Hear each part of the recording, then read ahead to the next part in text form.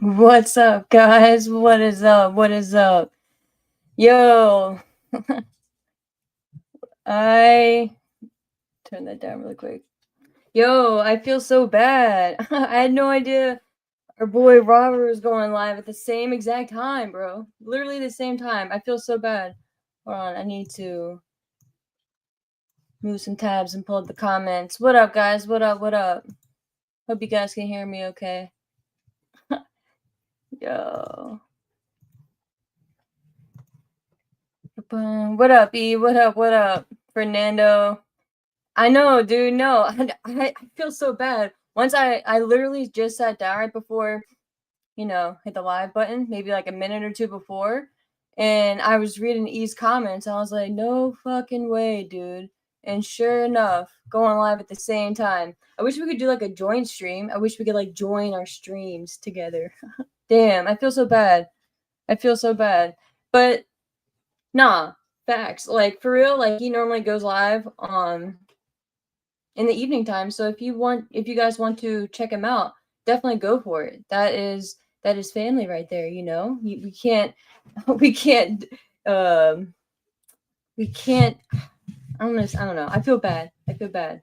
I just feel bad counter programming, like Fernando said. Counter programming your brass ring teammates. Yeah, dude. Yeah. Nah, I'm sorry. I am sorry. So you guys relay that to him. And by the time like I said, I literally just saw it when he was saying, when he threw that in the chat.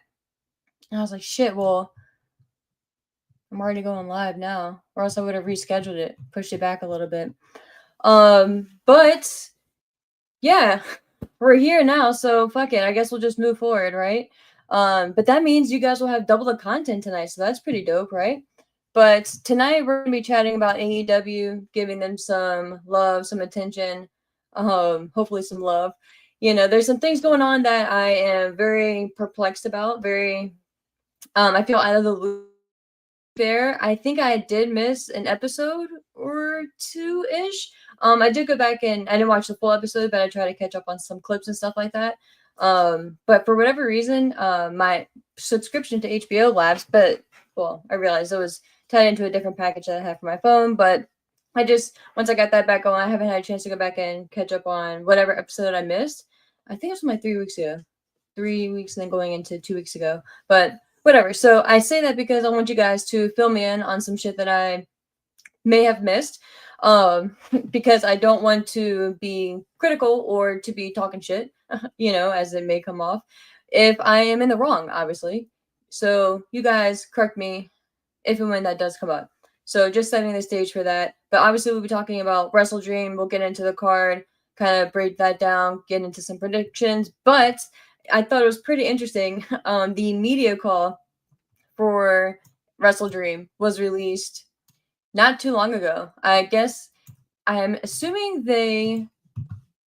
Let me move this around. I'm assuming they did the call like earlier this afternoon. It was definitely sometime today. I just don't know how quickly the turnaround time is that they do the call and then the people involved, like for instance, Fightful, Pro Wrestling .net, Wrestling Media. Shout out to Dom for being on the call. I might reach out and ask them how quickly the turnaround time is and around like what time of the day they normally do that. Just curious because Tony Khan, credit where credit's due. He may not answer all the questions, which some they're pretty obvious that he can't answer. Some I wish he would give us a little bit more on, but that's just us wanting on the info, right? But he does religiously go out there and do these media calls. So shout out to him. Triple H have been doing them for NXT, so it's been around for years now. But it is interesting. Correct me if I'm wrong though. I don't think WWE does the media calls anymore, or if they do, they're very rare, or maybe I'm just missing them. Let me know if you guys have heard some recent ones for WWE. Let me know in the chat. But our guy Tony Khan here, he loves his media calls, and again, I'm down for it. But I'm not gonna go over the whole media call. It's out there. You guys can check it out. But he was asked. I'm pretty certain it was the first question, by John Alba. So shout out to him for, owning the question and being the one to ask. I feel like some of the, just based on who else was involved in the call, I feel like it would have gotten brought up eventually, but shout out to John Alba for asking, because sometimes you don't want to be the person to ask, or it could be something that the person that you're asking may not like, or may not just want to answer, period. So I appreciate the ones who do go out there and ask the tough questions and not just layup questions. You know what I mean? Like, don't go out there and beat him up. You know what I mean? Like, ask him just like asinine questions that you know he can't answer. But I don't know. I feel like if you're going to put yourself in that position, you being Tony Khan, you know, like you have to expect certain questions are going to be asked at the same token too. So shout out to all the journalists and everyone out there who are out there doing the damn thing. But we will get into Tony Khan addressing the Andrade situation because I thought it was very interesting. I am going to share my stream or my screen with you guys.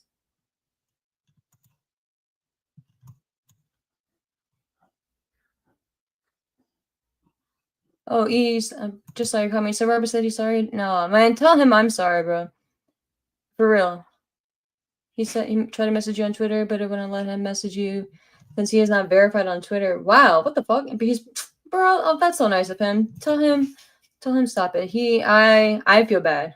And I thought he normally goes on a little bit later, so totally my fault.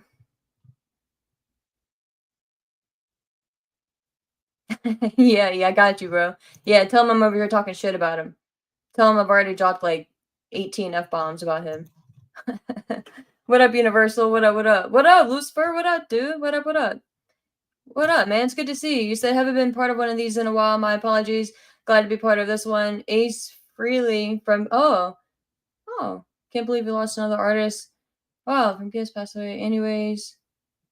Hope oh wow. Yeah. Hope you're doing alright, dude. It's good to see you in here. Wow, I had not heard about that yet. Damn. There was I don't want to say rumors, but there was concern within this past week that Dolly Parton had passed away. Maybe it was maybe a little over a week ago now. So a lot of people were shook up about that, but I think she released like a message, like a video or something saying like she ain't gone yet or something like that. Bless her heart. But it's good to see you in here, dude.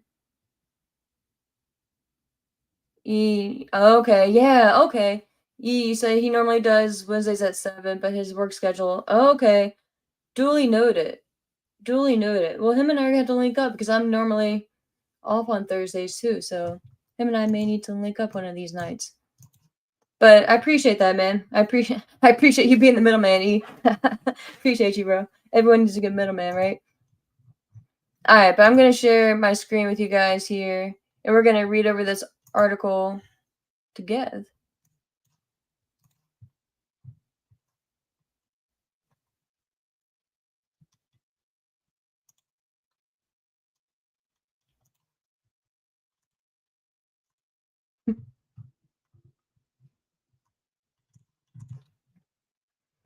Gotta switch over to the other layout here really quick. Oh, let me take my...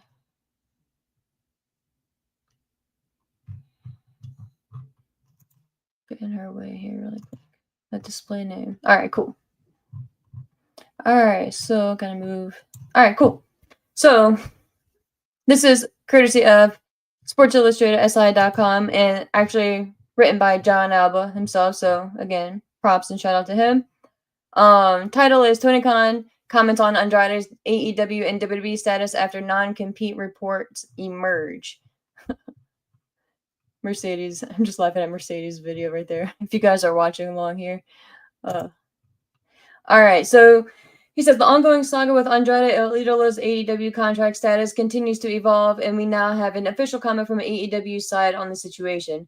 Andrade returned to AEW earlier this month following his sudden WWE release, which was related to wellness policy violations. He was set up to be in a program with Kenny Omega, joining the Don Callis family in the process. So if you guys remember, not too long ago, he made his shocking AEW return. I believe it was at the anniversary episode, attacked Kenny Omega, and then he has been completely MIA since. He wasn't even at the awesome little restaurant segment that they have for Don's birthday, where the whole family was sitting at the table. I just thought that was fantastic. We gave AEW a lot of shit, and rightfully so, constructive criticism. You know what I mean? Do the same shit for WWE, TNA, everyone.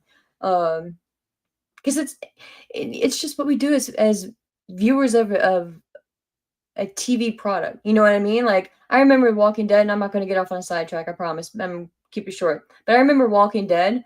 Yo, like, when it was good, it was good. But when it was shit, bro, everyone was talking shit about it. And you still love it, though. You still tune in every week because you have high hopes for it. I mean, I guess people did end up falling off. But that was after a long time of sticking with it. So, it's just people's opinions, man. Some people get carried away, though, but I think people can read between the lines. But yeah, so he didn't even show up for that restaurant segment, which I think was very telling, and that really got people thinking, like, okay, like, because even if he's not medically cleared, if it was something like that, if he somehow got injured, in his quick brawl with Omega, or just his a quick attack on Omega, at least maybe he could sit at the table, or be involved, or just at least show up if it's something minor. But it appears that that may not even be the case, which is good. Don't want him to be injured, right? That would really suck. But it says, however, it's very possible that fans do not see Andrade for some time.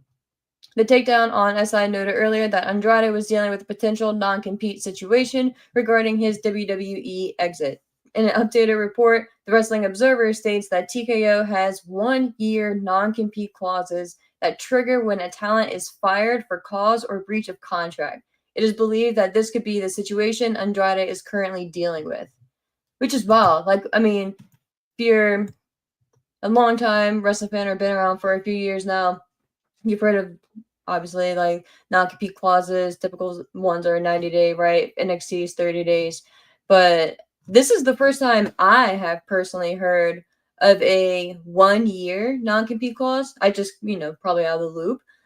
Specifically, of course, when a talent is fired for cause or breach of contract, which, again, if it is confirmed that it was due, or he was released due to at least one, if not multiple, wellness policy violations, then that would be technically, I guess, considered a breach of contract. So 1 year, though, that's fucking wild. I mean, I guess, we'll continue here, and that we'll get back to my thoughts on that. But again, you guys throw it in the chat too. If you're watching here on YouTube, appreciate you. If you're watching over on Twitter, there as well. Just throw it in the comments what you guys think about what the 1 year time frame. Like, that's just fucking wild to me. But again, continuing on, the 35-year-old, which is crazy, he's only 35, was set to begin his second tenure with the company AEW after leaving AEW initially at the end of 2023. He returned to WWE at the Royal Rumble in 2024 and had his final match with the company at SummerSlam in a TLC match teaming with Rey Fenix, which is just wild. Obviously, Andrade went from being in WWE to being in AEW, same time as Rey Fenix was over there. They both ended up leaving. Phoenix obviously was held a little bit longer. Then they're both back in AEW, or both in WWE rather, and they're teaming up together. Some people have even reported they were going to win the tag team championships. So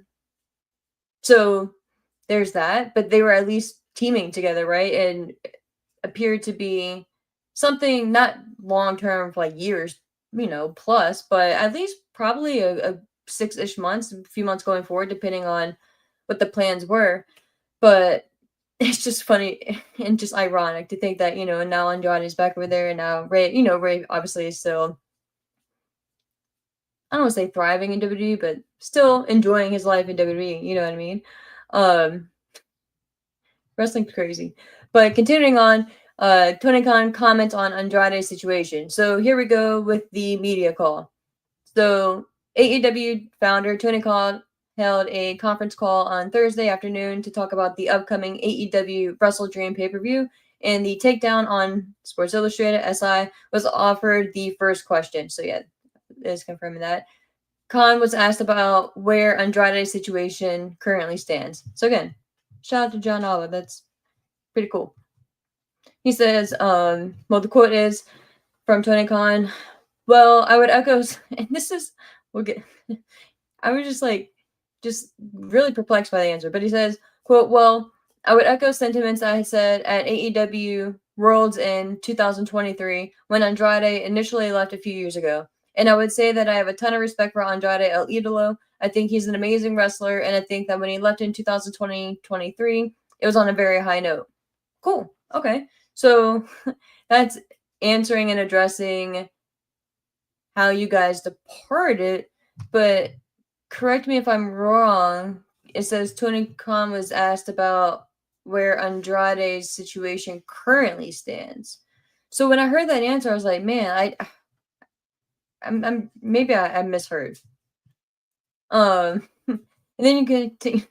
He continues to says, quote, just to reiterate everything I said at his departure a few years ago, and because I think John Elba had pretty much like summed up his question again. I pretty much like re-asked pretty much the same thing. And Tony Khan had said, quote, just to reiterate everything I said at his departure a few years ago, and I still feel that way. And I think Andrade is a great wrestler, and I'm excited to see what's next for him. And I would leave it at that. So cool, man. Fucking totally understand if you can't answer that question, right? Legalities, especially if it is true that WWE sent a letter to AEW regarding the whole thing. So totally understand why you wouldn't be able to answer that, but I probably would have just that one. I would have been one of the ones I would have been like pulled that card and been like, yeah, man. Unfortunately, I'd love to answer, but I can't comment on that just because of legal reasons, which is legit, you know. But I don't know. But continuing on, Khan offered the takedown on SI a follow-up question, which was used to ask directly whether or not Andrade was under AEW contract currently, and if the company was aware of any potential non-compete. Love that. Says, quote, yeah, I would just echo the sentiments again when Andrade had initially left in 2023. I have a ton of respect for him, and I'm saying as much as I can say about it, but I appreciate you asking, and I'm excited to see what's next for Andre, but I'm sure that's supposed to say Andrade. Tony kind of said. He said, and continuing on, he says, quote, and again, this is somebody that I think is just an incredible wrestler. I really enjoyed working with him in the past, and I'm excited to see what's next for him. End quote. And that ends the article right here. It just says the takedown on SI will continue to monitor the situation. It's just I laugh because he answers like he gets asked the question, right? He pretty much doesn't answer the question, which again I understand, but it just like his answer, his non-direct answer to the question was just very comical to me. Like, bless his heart, you know what I mean? Like, it just cracks me up. But and I have to go back and listen to it again, but I'm pretty certain he Tony Khan, specifically asked, he's like, do you have a follow-up to that? Or, or do you have like another question or anything of that nature? And then John Alba asked him directly whether or not Andrade was under AEW contract currently and if the company was aware of a potential non-compete. And then he just says again, he has a ton of respect for Andrade. Yeah, looks like autocorrect got our guy. But about how he initially left in 2023. And it's just like, okay, but that's completely not the question. But okay, I get it. I get it. Like just don't just say you don't you can't answer that or you don't want to answer that. But I don't know. It was just it's just kind of funny to me. Plus I'm sorry. But again, I give him props and I give him credit for even doing the calls because he doesn't have to. And you, especially with Tony Khan being who he is, like he's pretty active on Twitter, right? I don't think he's as active posting as he used to be back in the day, but I'm sure he's still doom scrolling just like the rest of us, right? So he absolutely had to have been aware that people were talking about Andrade and most likely was going to get brought up during the media call. So it's just funny to me that he goes back to like when he first left.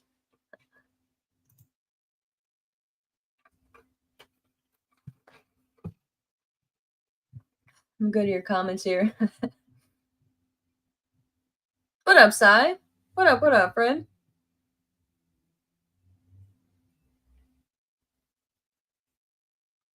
Oh wow. R.I.P. man.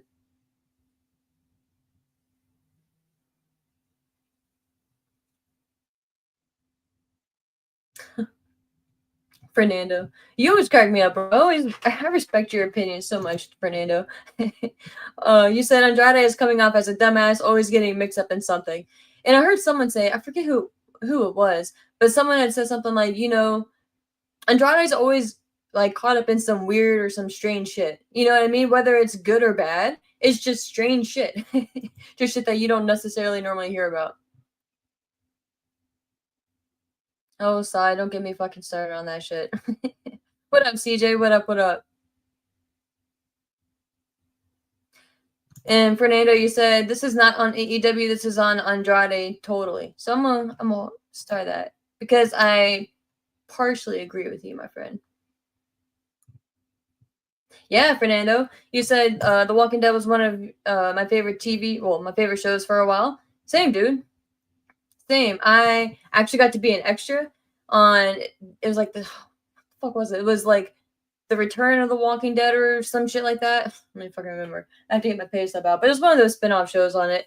I didn't end up my scene didn't end up making the cut, but it was a very fun experience to be an extra to see what goes on in TV production. And that you want to talk about a long day? That shit was insane. And those people, I got there at 6:30 that day, and we were supposed to leave at 5:30, and we didn't end up leaving our little, like, I don't want to say like hair and makeup, but our little, like wardrobe section until 6:30 that evening, and like we didn't make it back to the car until like 7 p.m. There's people already actively working who looked like they had been there for a minute before I got there, and people still actively working when I was leaving. And I was just a fucking little extra. Like I had no lines. I was just someone sitting in a chair somewhere, you know what I mean? But I was like, yo, props to you guys and newfound respect. But yeah, fun times. It was crazy because they had like this putty. The main reason I had to go to like wardrobe and like makeup and shit was because obviously my ears are gauged, but they have like this putty and it was based in like fucking like 1800s or some shit. Maybe like early 1900s. I don't know, fucking long ass time ago. And obviously chicks don't have their ears gauged, especially chicks, but I don't think anyone had their ears gauged unless you were part of like it was like a specific like religious or like cultural reason. But definitely someone like me would not have their ears gauged back then. But yeah, they had to take like this putty and like close my earlobes up. It's the craziest shit. It worked. So again, fucking side note. Yeah, Fernando, again, you said a year is bullshit. If I'm El Idolo, I sue TKO and WWE. Man, I don't know about suing. I would probably want to, but it's all about how the contract is worded, man. And I'm gonna get back to that again. You bring up good points. Yes, the whole like damn near the entire article was autocorrected. Like towards the end, we started off strong in the article, and then it switched to Andre. Those damn autocorrects.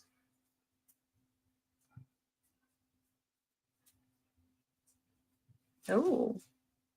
So yeah, that's a I don't know what kind of relationship you guys have over on your part of the world, but normally those relationships here are in certain states. Alabama. Just kidding.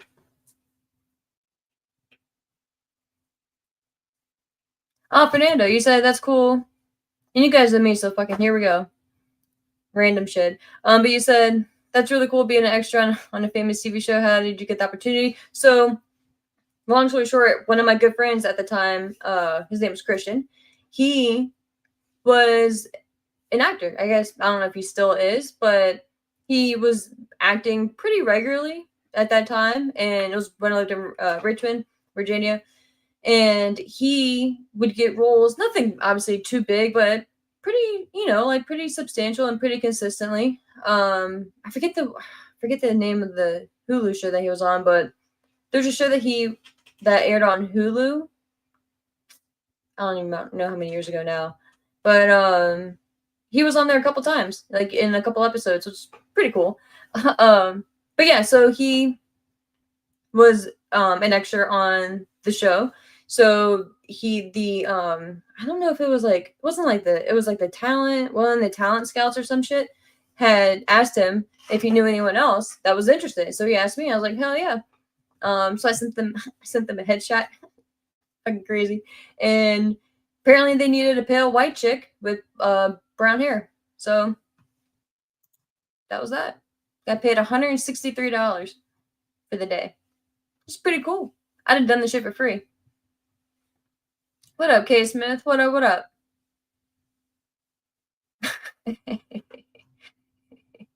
Oh, sorry, crack me up. Oh, golly gee. But yeah, guys, so that's the Andrade bullshit. So nothing too nefarious. Whenever I hear that word now, I think of Karen Reed shit. But nothing too crazy going on with Andrade. But Fernando, as you were saying, let me go back to your comment here. You said this is not on AEW, this is on Andrade totally. So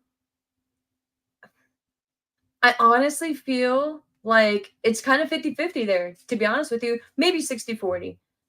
In the sense that if you're Andrade, you have to, first of all, this isn't his first rodeo with AEW, right?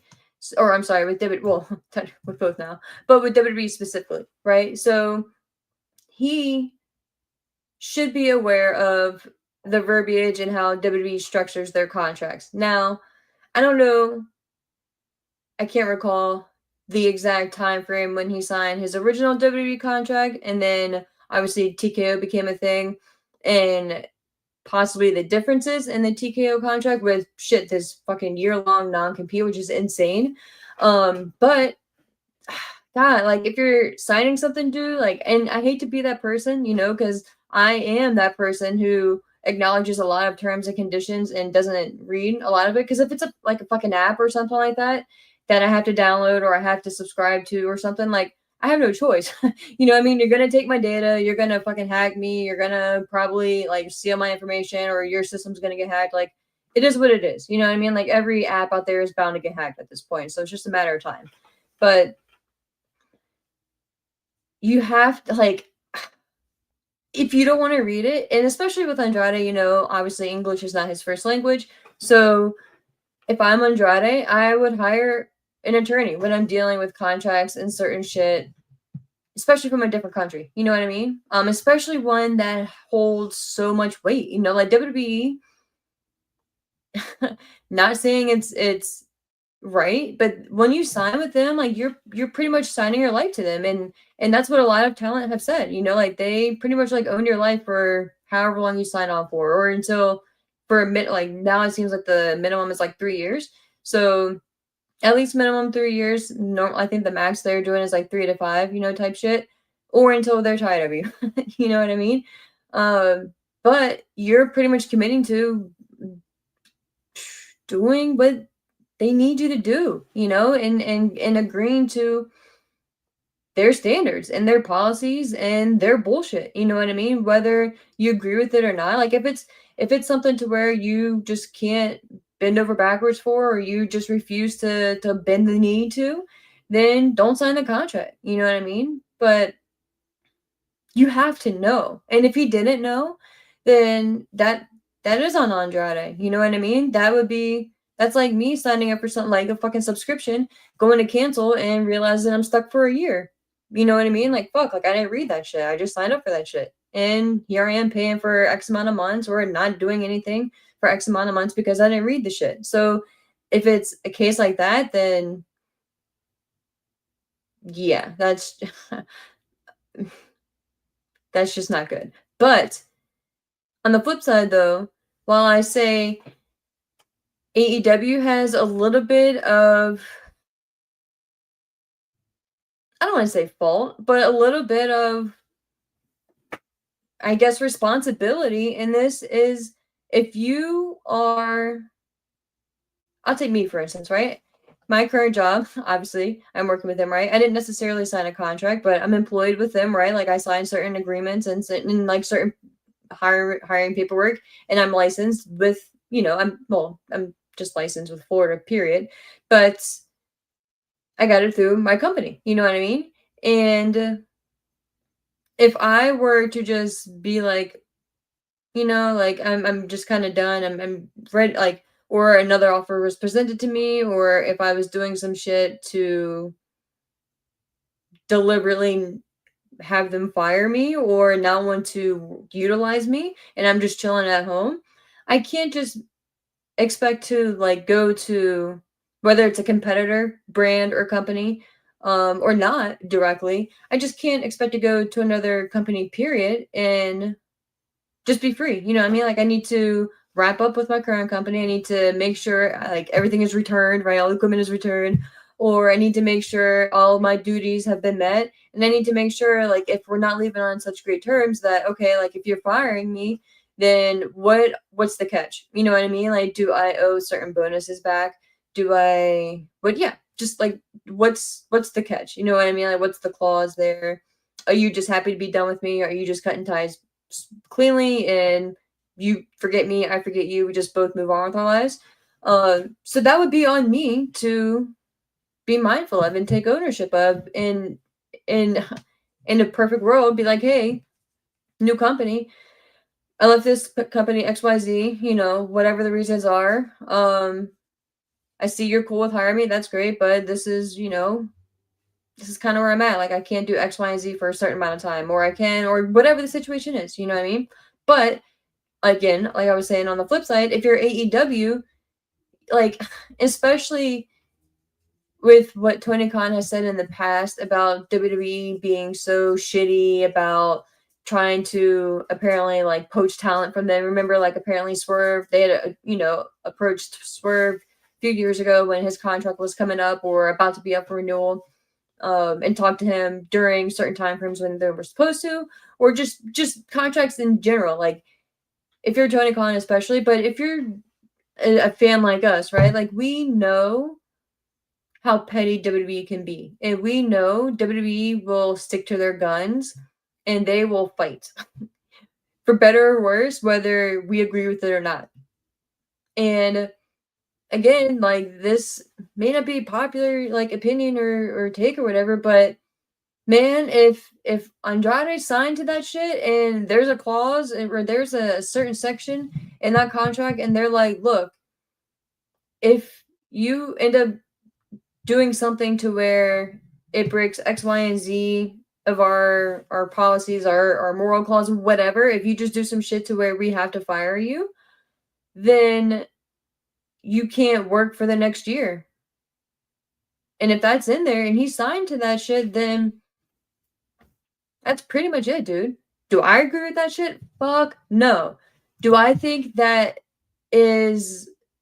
should be legal? Do I think that they should be allowed to put some bullshit like that in their contract? If that's the case, if something like that truly is in that contract, fuck no. I think that's shitty.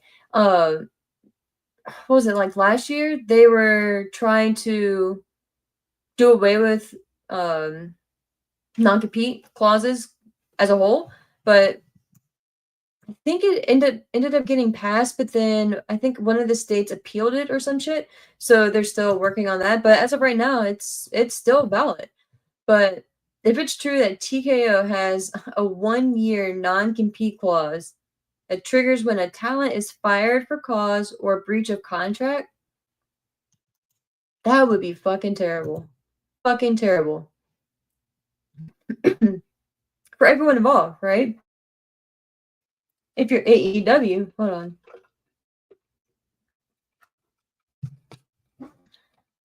If you're AEW, I almost wonder if WWE were to be really like, and I don't know, obviously I'm not a fucking lawyer, right? But if WWE were to, if this is the case, right? We'll just go with the scenario that is 100% true. There is a 1-year non-compete clause, and Andrade breached that. Apparently, he did another like indie show as well, but obviously, airing on TV with AEW, it's people in WWE are gonna find out, right? To say the very least. So going with the scenario that he did have that 1-year non-compete clause, and homeboy showed up on TV, obviously within the 1 year, within a few, not even a few months, right? That's a big deal. I don't know what legal ramifications or legal route that WWE could really pursue. Obviously it's in a contract for a reason, right? So they can protect themselves if this does happen. Like, I don't know if they could like sue Andrade or sue AEW or whatever. And I don't think they really would unless it was like a consistent thing.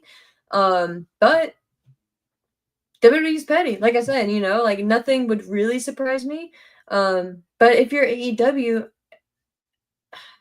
it's almost like you hold more responsibility because you can be held more liable, I would imagine, than Andrade. Like, yeah, Andrade, it's Andrade's contract. Like, Andrade is supposed to be, responsible and supposed to know that shit, if that's the case. But if you're a company, like, that should be one of the things that you check on, right? Like, you make sure that, okay, like, you're free to go. Like, I'm sure there's probably something in as well that Andrade can't physically show AEW his WWE contract, but maybe there's like a legal review that could be done or some shit. I don't know. Again, I would love to have like a lawyer review this shit and really give some insight. But again, without them being able to read the contract, they probably don't know either. But yeah, like if you're AEW, like I said, like it's easier for someone to sue a big company and to pursue something like that than a small, like one single individual, right? And again, I don't even think I don't think and I don't expect it to go that route. Like I'm just over here spitballing, just kind of going like all the different directions. But that's just something you gotta be careful of, man. If you're AEW, and again, Andrade for certain, but yikes, could have been a lot worse. You know what I mean? Could have been a lot worse.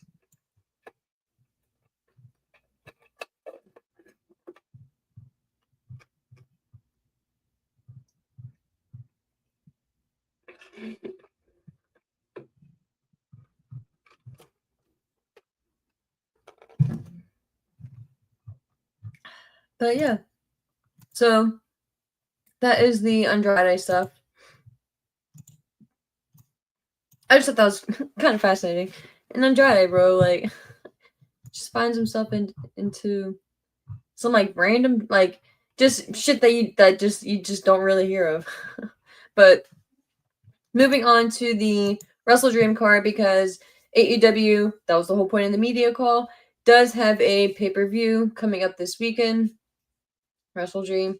And one of the questions on the call, I don't remember who asked, but they had said, the whole genesis of WrestleDream was pretty much like a tribute pay-per-view to Inoki. And the caller, the journalist had asked pretty much like, what are your plans? Do you have any plans on doing any type of tribute show or anything like that in dedication to Inoki?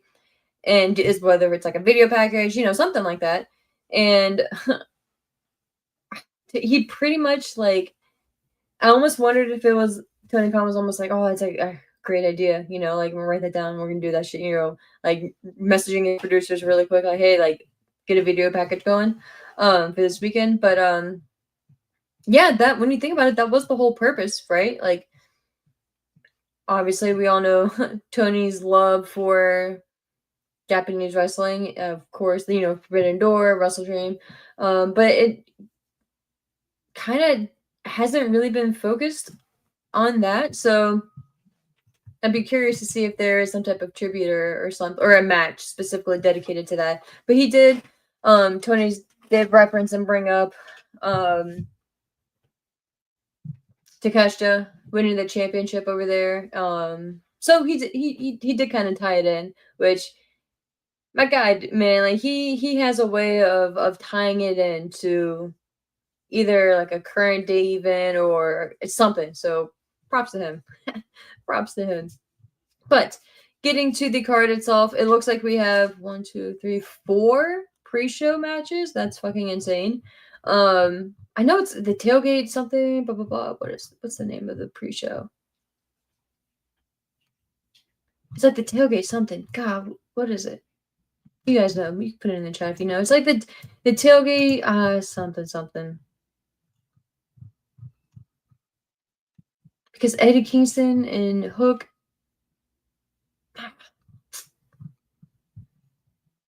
It'll come to me. But yeah, so we have 4 matches, which is insane. Like I said on the pre-show, we have FTR facing off against Jet Speed. No, nothing crazy. I mean, it's probably gonna be a really fun match and a good match, but FTR is winning there. No surprise. Looks like we have Eddie Kingston and Hook facing off against somebody. They just said that they're gonna be at the tailgate, something, whatever the name of it is. I just can't think of. So they're gonna be facing off against somebody. But man, is it the tailgate brawl? Fernando? Is that the name of it? Okay.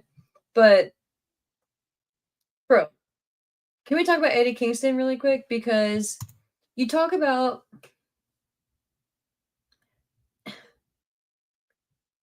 I don't want to say this because it's going to come off kind of negative, but for a company who needs top stars, right, and top baby faces with the amount of talent they have out right now, and again, I don't want to say it that way because it's not like WWE is just, sunshines and rainbows over there. Like they got their own shit going on creatively.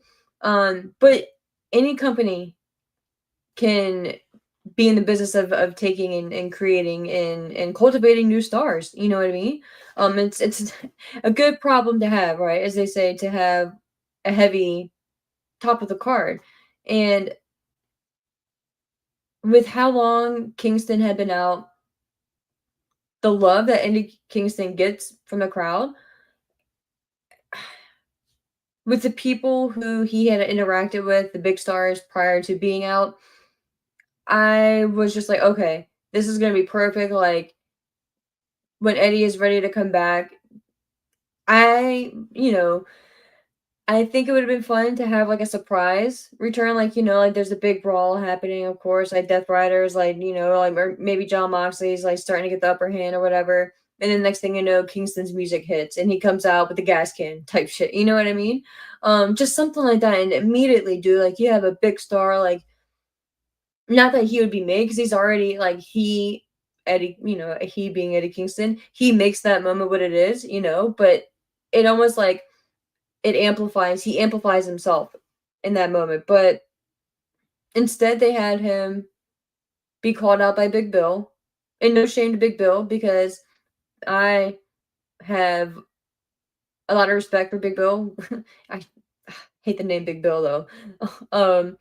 But for Big Bill and personally, like what he went through outside of wrestling and the journey that he went on. So, props and respect to him for that.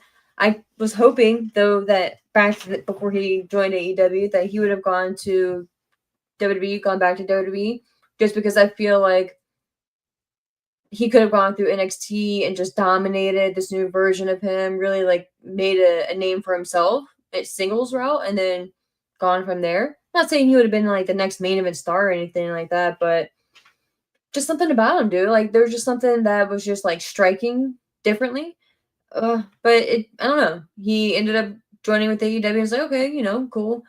And the learning tree just didn't hit for me, man. It just didn't hit for me.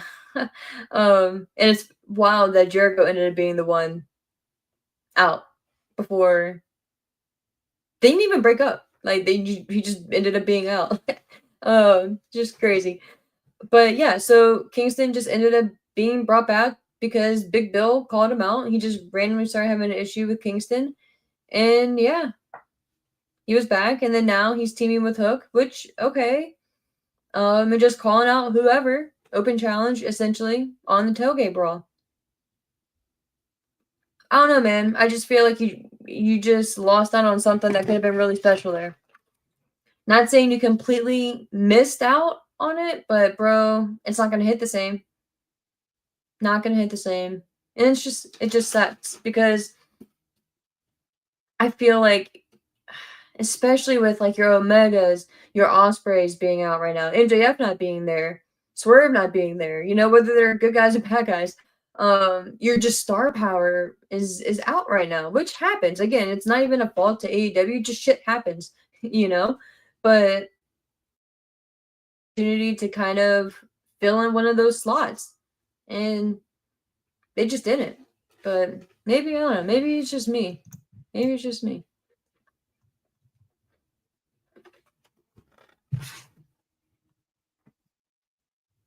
What up, Maddie? What up, bro? What up? I was just talking about you the other day. Good to see you in here, man. Good to see you in here. But yeah, so I'm just obviously taking Eddie Kingston Hook to beat whomever. Next we have Harley Cameron and Willow Nightingale facing off against Divine Vanity, Megan Bain, and Penelope Ford. Bain did just get a victory, I think, this week, but I don't know, man. I feel more confident in Willow. So I'm going with Willow Nightingale and Harley Cameron picking up the victory. Maybe not, because maybe they're actually gonna try to do something and give it Megan Bain, but I want them to pull the trigger on Willow. I feel like they didn't miss out on Willow, right? But bro, she's just another star waiting to happen too. Again, not saying she's gonna take over and be like the next star of the company or face of the company or anything crazy like that. Good, you never know.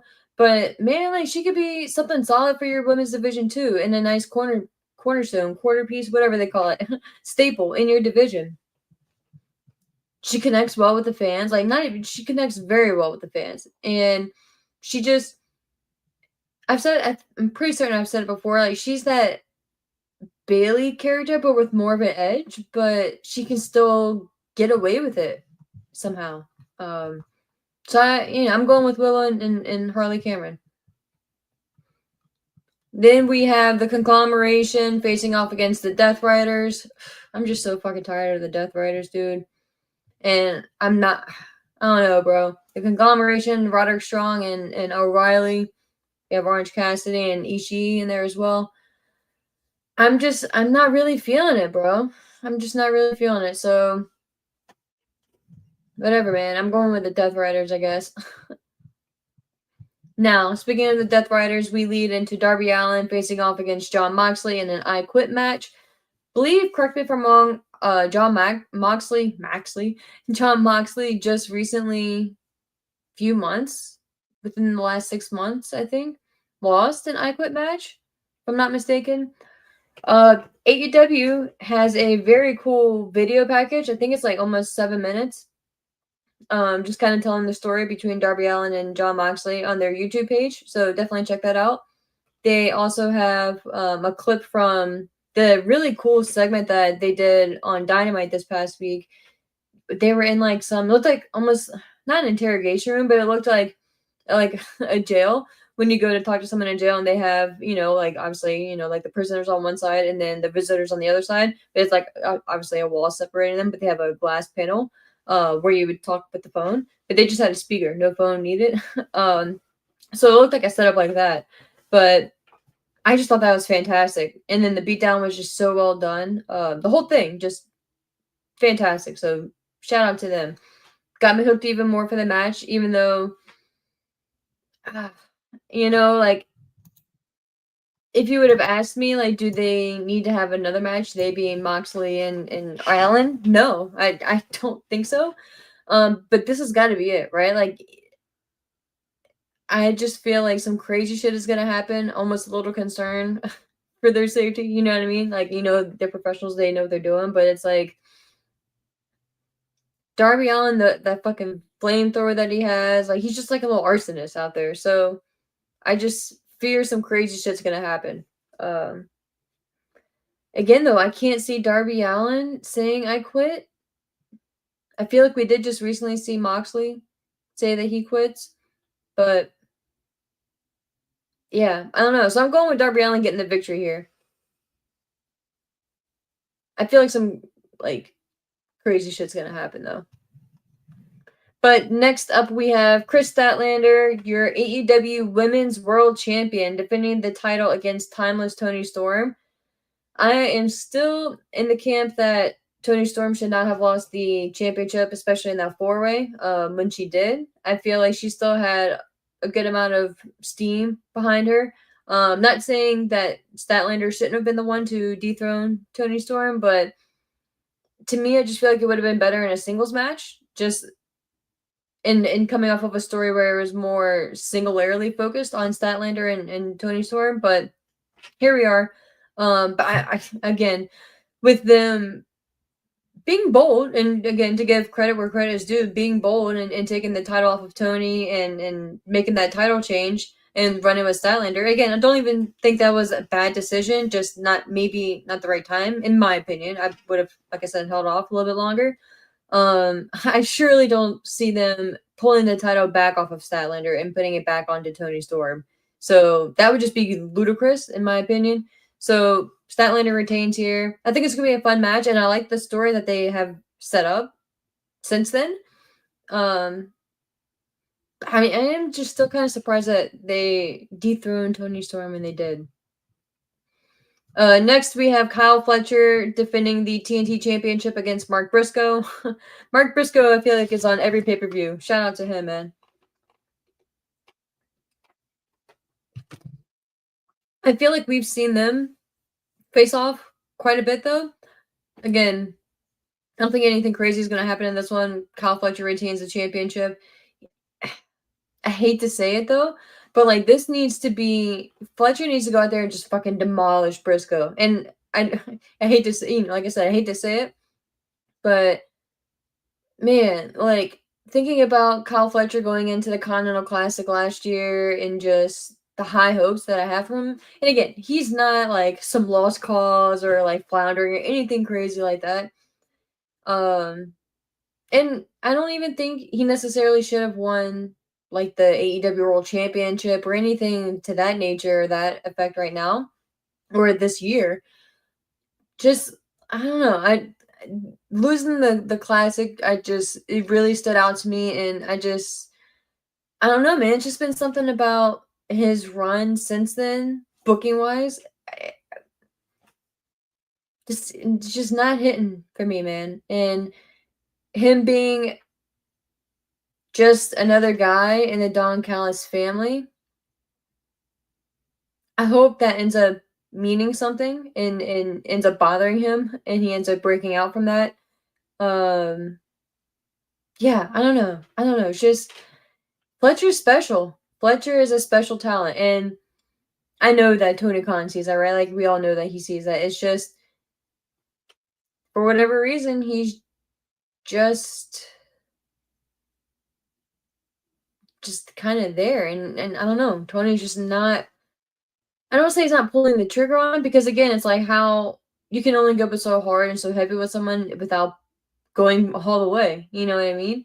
But I don't know, dude. I wish he would have been on like a more dominant path lately, but we'll see. But again, I have him retaining here. No surprise there. Next we have Brodito. The name just cracks me up always. Your AEW Tag Team Champions defending against, speaking of Don Callis' family, Kazuchika Okada and Konosuke Takeshita. Part of me feels like they're going to pull the trigger on the tag team title change because of the fun story and the can they coexist story between Okada and Takeshita. And I'm sure Tony Khan would love to say that, have a double champion in Takeshita, being the New Japan World Champion and then a tag team champion in AEW. What different levels, but yeah, so I'm actually going with the title change here. If not, it could be dissension between the two not getting along, going that route, but I feel like Okada is going to try to make it a point to win the tag team championships just to kind of be just that person, like that piece of shit person, that annoying friend, that annoying partner, that annoying person in the group, right? And we clearly see that he does not like Takeshita with the whole changing of or clicking off the channel thing for the birthday message. So I feel a tag team championship change here. Brodito's been fine, but I feel like it would kind of give a little bit more life to the tag team championships too. So I'm going with a title change. So It probably won't happen, but I say fuck it, why not? And it gives Don Callis something else to brag about. Next, we have Jamie Hayter facing off against Tekla, who just recently spoke, I think, for the first time. So props to her. This I think is gonna be a fun match. At least have a little bit of a story, like I said, going into this one. So at least with the majority of these matches, we have something, of substance behind them, which is something that I have complained about in the past, or at least referenced in the past. So again, credit where credit is due.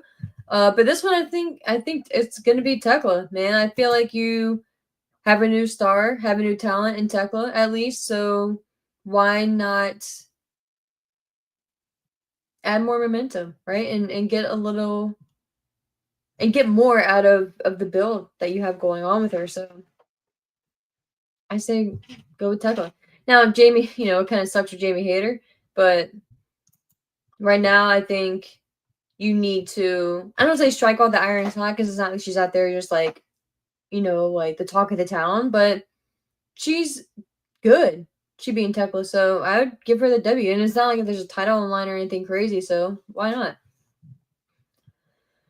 Next up we have the Hurt Syndicate. Bobby Lashley, Shelton Benjamin, and MVP facing off against the Demand. Ricochet, Bishop Khan, and Toa Leona. I feel like we have seen this match so frequently. Like I again, just like Mark Briscoe and Fletcher, like I feel like we've just seen this match or at least some variation of this match pretty consistently. I'm going. Mm, I read somewhere that there is, or maybe it was just like a tweet or something on Twitter, that there's speculation that Cedric Alexander could be making his debut in AEW. Apparently, he had just like a short term contract in TNA.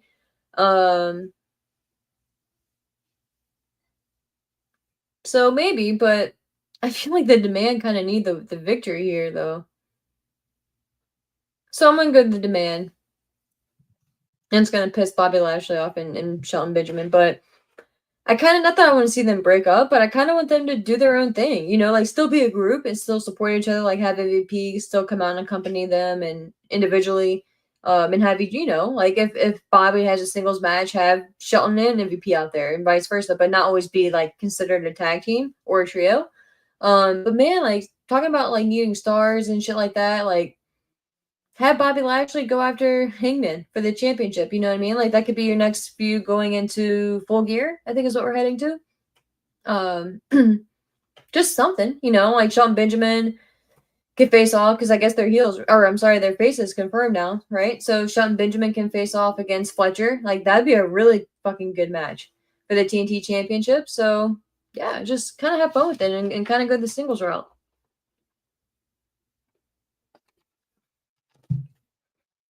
But yeah, I'm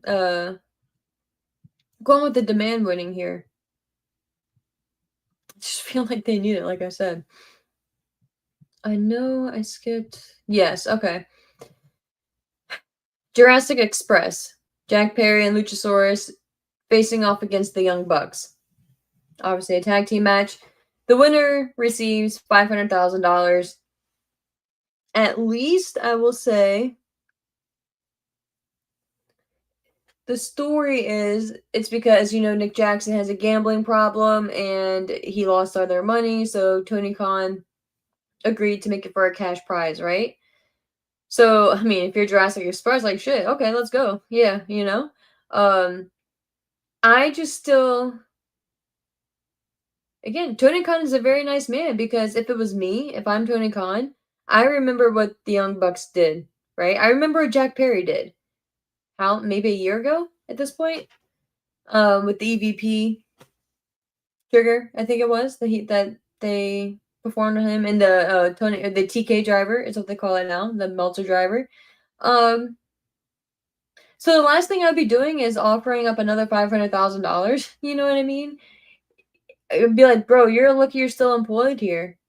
So you're lucky you remained EVPs afterwards. So last thing I'm doing is putting up 500K just because you have a gambling problem. There's lines and I can get you resources for that.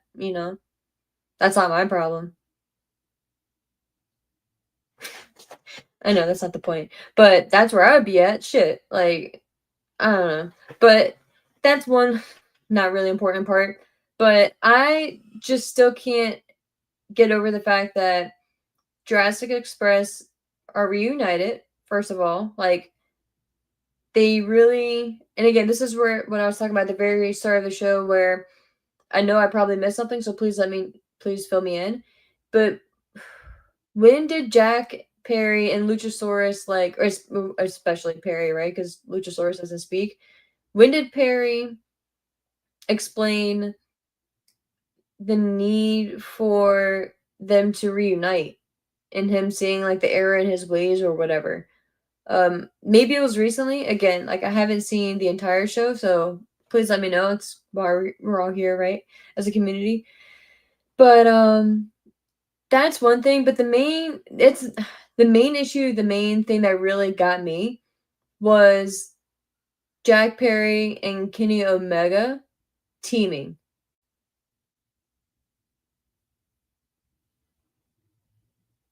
If I'm Omega, I'm like, no. You are part of the reason why, in story, part of the reason why I was out. For how long? On my birthday, you dumped intestines and guts on a birthday cake. And pretty much say like you don't care if I die or some shit like that or die, like I don't care. You know what I mean? Like Jack Perry specifically said that. So when did Omega forgive him? And again, I feel like it did come out. I feel like they referenced something to where like Omega agreed to like pretty much just like be civil type shit or something like that. But no, to me personally, I am making that a big fucking deal. I'm making it a point where if we truly want Jack Perry, and that's what I'm thinking, maybe Jack isn't going to be like a good guy. Maybe him and Luchasaurus are going to be like bad guys, like a heel tag team or whatever. Perry didn't really like you. I would have made Perry work for it. You know what I mean? Like, is like, you remember when Osprey and Kenny Omega were like going back and forth, like, oh, like within like 5 minutes, like Omega didn't trust Osprey, and then like they ended up like Osprey ended up winning him over, like it just very quickly. But like, I don't know. I guess Omega is just a very forgiving guy. Maybe I need to be more like Omega, so that's fine. That is fine. But current me would be like, fuck no. Absolutely not. You wished death upon me. You ruined a perfectly good birthday cake for no reason. And you're part of the reason I have been out for X amount of months, possibly a year.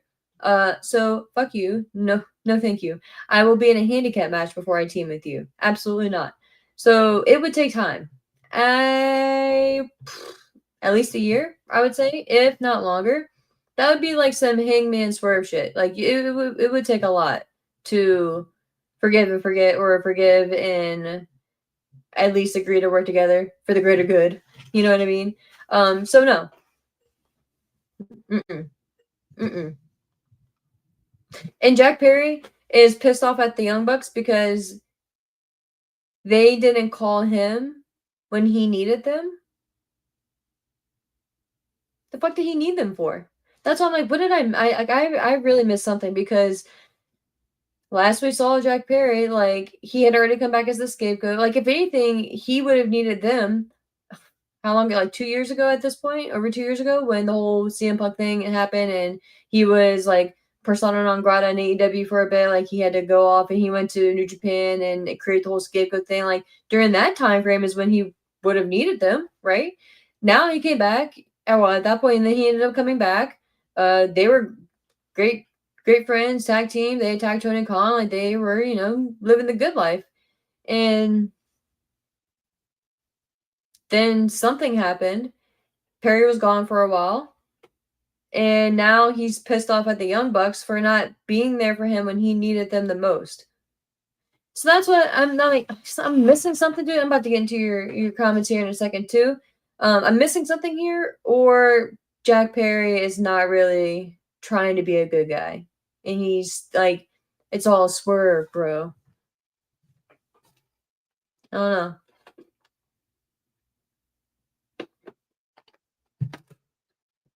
but I kind of, and I would give props where it's owed. I have just been enjoying the Young Bucks for I don't even know how many months now. Like the whole bum Young Bucks, like bum Corbin. That was fantastic. What they were doing with like the entrances and stuff like that, that was very comical. I loved all that stuff. So I'm kind of torn. Like I kind of want them to be broke. You know what I mean? I kind of want them to continue having problems. So part of me doesn't want them to win this match, but then part of me kind of wants to see them like kind of be assholes again. So I'm kind of torn. But I'm gonna go. I don't know. I'm gonna go. Jack Perry and Luchasaurus win. But I don't know. I feel like some shady shit's gonna happen, honestly, in this one, but I don't know. Very intrigued to see what happens finish wise. And then we made it to the main event finally. Hangman Adam Page versus Samoa Joe. Hangman is, of course, defending the AEW World Championship against our guy Samoa Joe, who recently referenced that he will be heading towards the retirement route within the next year or so, I believe, as well. Or at least when this AEW contract is over. So it's the end of an era, guys. We are getting to that point where a lot of the staples from the 2000s are bowing out. That's crazy. It's crazy to think about. So gotta appreciate them while we can. I don't see Joe winning this, so kind of like getting straight to the point. I see Hangman retaining, but the way we got to this match originally, with the whole dropping of the title and Joe viewing that as disrespect, like really, so that warrants a championship match. That was the consensus, right? Like I was kind of in the same boat as everyone else, being like, this is really the route that they're taking to get to a championship match. But they sold me on what was it, the following week, maybe, or maybe 2 weeks after, in that in-ring segment with Tony Schiavone in there as well. I think that was the anniversary episode in Jacksonville. And they just went back and forth. And Joe could sell, what do they say? So ice to a Eskimo or some shit, whatever they say, like that shit. um, Joe's just fantastic. So I will never complain too much about Joe being taken seriously and being in a a championship match, specifically the World Heavyweight Championship or for the title. It was kind of wonky the beginning part of it, but I mean we're here. I think it's gonna be a good match. Right? I mean it's fucking Joe and Hangman. They're gonna go out there and kill it. And I think this is gonna be one of those matches where low key Hangman probably feels like he wants to go out there and prove himself. Like Joe is a respected workhorse, right? Like Joe is that guy that when you hear his music or you see him on the card or whatever, like that shit's gonna be taken seriously and like it kind of gets turned up a level. So going out there if you're Hangman and definitively beating Joe and having a good performance against Joe, I think is, if I'm Hangman at least, that's something that I would want under my belt. So pun intended. So I'm going Hangman retains here. Whether we have some type of interference or anything like that from like the ops or anything, I hope not. I hope it's just a straightforward match. But we will see. But I do see Hangman retaining. I'd actually be kind of surprised if they took the title off of Hangman, but they did that once with Joe, right? Where no one really had money on Joe winning and he came out the champion. So we'll see. We will see. But guys, that wraps up the topics for today. Like I said, I'm going to dive into your chats here really quick and then we will wrap it up. Again, I appreciate you all for popping in here. I know there's a lot of streams going on. Football is about to start, so it's a lot of shit happening tonight. So I appreciate everyone watching here on YouTube, everyone watching over on Twitter and on Twitch. I appreciate you guys. But Maddie, I appreciate you, man. I'm happy you were able to pop in tonight. What up, Billy? What up? What up?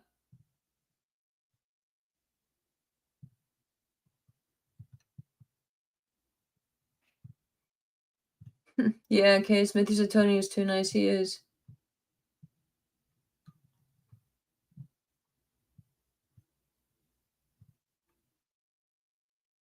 Yeah, I did see that, Fernando, where Jack Perry pushed Kenny Omega out of the way from taking a double super kick from the Bucks last night, but that was after they had already agreed to partner up and to be on the same page. Like it would have taken a lot for me to get there. Hell yeah, I do hold a grudge. You said, "Well, now we know how long Ash holds a grudge." Fuck yeah, dude. Well, like what? Like, bro, like you take me, you like okay, you're telling me like if in story, of course, like they took if I'm Omega, like you took me out, bro. Like, you took me out for what was it, a year, almost a year, and not only that, but on my birthday, you pour intestines and like all this nasty shit on a good birthday cake. Like, why would you do that? Like, why would you do that to the birthday cake? So and you just, like you wish death. Okay, fine, whatever. But like you just really disrespected the cake for no reason. But a little graphic there, like it's a little extra. I didn't need to go the whole intestine drill. Like we get it. And then you just expect it to be all kumbaya. And like, oh, and now Fernando, you're like, oh, you want me because you took a super kick for me, bro, a double super kick, man. You need to take a lot more than a double super kick.